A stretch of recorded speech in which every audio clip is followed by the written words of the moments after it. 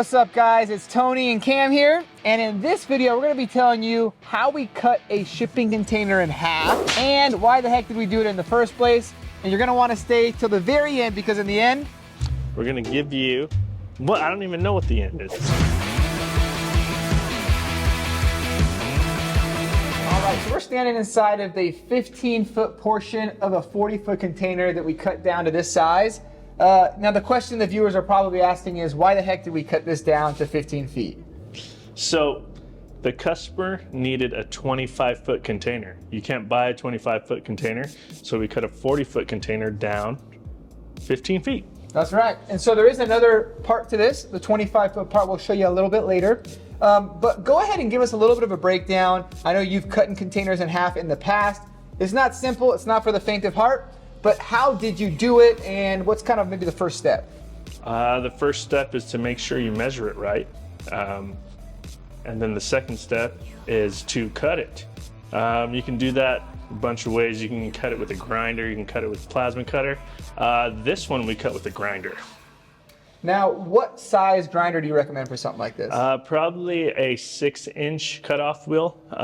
Most standard size grinders are 4.5, but they do sell 6-inch grinders because it'll go through a 4.5-inch wheel like nothing. Yeah, that's real. So when it comes to cutting it, I know it's really important that the container is properly supported. Yep. I know we've had examples where you could be cutting, and if your container's out of square as you're cutting it, you're gonna run into issues. Mm-hmm. What do you do to make sure that where you're gonna be cutting it in half, it's properly supported on both sides? Yeah, so the best way and probably the easiest way is to level it first.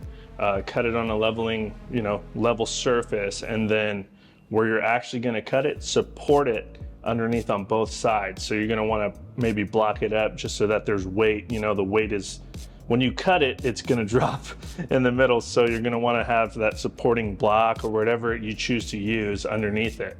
And another thing is, these things are really long, so you're gonna wanna square up the container.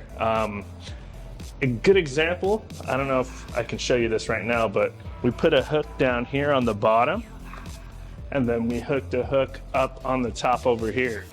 And basically we chained it and basically squared up the container. So the container, you know, likes to go out of diamonds, so you want to keep it as square as you can. So the best way to do that is to just kind of, you know, strap a chain to the corners just to keep it nice and square. That's cool. And I remember a lesson learned, there was the first one that Cameron had to cut in half for us was a 10-foot container. Mm-hmm. It was actually a 40-foot container. We're cutting it down to 10 feet of size. And you'll notice right here is a steel plate. Now these are on the back end of a 40-foot container. So there's another, you know, this is a 15-foot, another 25 feet that was going this way with the opening doors at the end. On this back end, if you have to cut through there, good luck. Yeah, it is sucks. Really difficult. It sucks. It can be done. I mean, yeah. You've done it, but it's nice to be a little bit strategic and cut the other end if you can to get that 10-foot piece. Yep, exactly. Now we have had people suggest, is it best to get a 40-foot container and cut it down to have two 20-foot containers? And from our experiences, it's not the most cost-effective thing to do. It's probably easier just to buy your 20-foot containers. Now, the reason we've been doing this is because we've had clients that have had very specific length measurements that they've needed containers. So back in the day, we did a unit in Denver, Colorado, and the client wanted it to be a very snug fit in their backyard.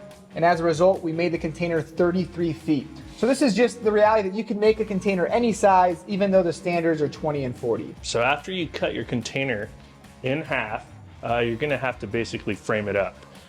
We use 2x4. We use some pretty thick steel when you're doing this application because, like I said, these containers tend to just kind of go out of diamond on their own, so you want to use some thick tubing. We use 3/16 tubing. As you can see, we use 2x4 along the sides and the top, and we use 2x6 tubing right here on the bottom so that it flushes out with the floor. Now on this container, we ended up leaving this end completely open. We didn't close it off. Part of that is we cut the end that doesn't have a container door. So you need a point of access. We're gonna end up putting a sliding glass door here. This will get turned into an office space. But I wanna take you just around the corner to the 25-foot container and show you how you can enclose it if you need to. Here we are on the outside of the 25-foot section of the container. As you can see, we boxed this whole thing in with sheet metal, 3/16 thick, nice and strong. I have seen other people do it with the actual corrugated metal too. So if you have a piece that you cut out, say you cut a big door out of it and you wanted to use some corrugated metal to make it look like a container all the way around, that's definitely possible. So let's take a look inside and we'll show you how we reinforce the back side of this container. Here we are on the inside of the 25-foot container. As you can see, this is pretty well reinforced. We like to use 2x2 and 2x4 tubing just so that this thing doesn't flex so much because of the size of this cutout. I've seen people not do this. It's kind of your preference, but you know, we're putting a lot of weight on this container. We're going to be adding basically solar components off the back of it, so we want to make sure that this thing is actually really strong. And I feel like in the past when there wasn't the proper support, I feel like when we did those 30-footers for the Indian reservation, it actually was bowing, right? It would pop out kind of weird. Yep. Yeah. So adding the support is nice just to keep that wall nice and tight.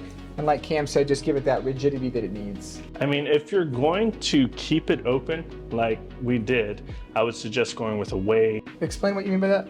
So if you're going to leave it open. Oh, without this part. Yeah, oh, okay, without gotcha. reinforcements. Yeah, okay. So now that we're in here, we may as well give you a little bit of a tour of what we're doing in this space. So it's a 25-foot tiny home. It's going to the big island of Hawaii.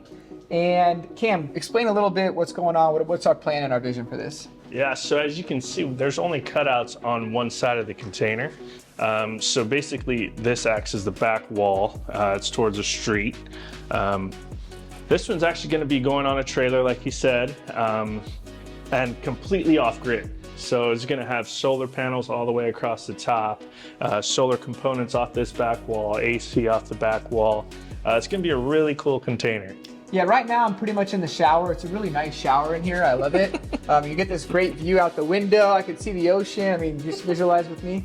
But what's cool is they do want it to be something. This is super remote. It's basically an off-grid property. So we're creating metal shutters. They're going to slide over all the doors and windows so that when they leave, they have security. And as you can see on all of our cutouts, we use 2x2 tubing. This works really well with the kind of windows that we use. We use fin windows and we basically mount right to this surface right here. And same with the door, we do 2x2 and that just gives us the ability to frame right behind it and kind of set the depth of the sliding door. So when it comes to the cost to do something like this in terms of cutting a container down to a different size, it isn't a cheap process. I would say on average, Cam, what are you thinking in terms of the cost to cut it and then the cost to reinforce and plate it? Okay, so you're probably looking at like $1,200 to $1,500 to actually cut the container in half. So you're probably looking at like 2 days of work there. Yeah. You know? Yeah. And then to reinforce it, I would probably, you know, put that number back on it too. Yeah. You know, so probably all in around $3,000, $3,500. Yeah, I think that's a really good ballpark estimate. I think we've paid other companies to do this for us. And I know in the past for them to cut it, and I'm talking like pretty affordable companies, was $1,000, $1,500. And then for reinforcing is right on par with what you're saying. We would be all in probably around $3,500 if we're keeping the other half. Sometimes you can make a deal with someone, for sure. They'll keep the back half, you'll reinforce your half, and it's a little more affordable that way. Well, I hope you enjoyed this video. If you are interested in building your own shipping container home, go ahead and check out our free workshop. It's linked below. If you want to learn more about what we do, where can you visit us, Cam? AlternativeLivingSpaces.com. Awesome. We'll see you next time.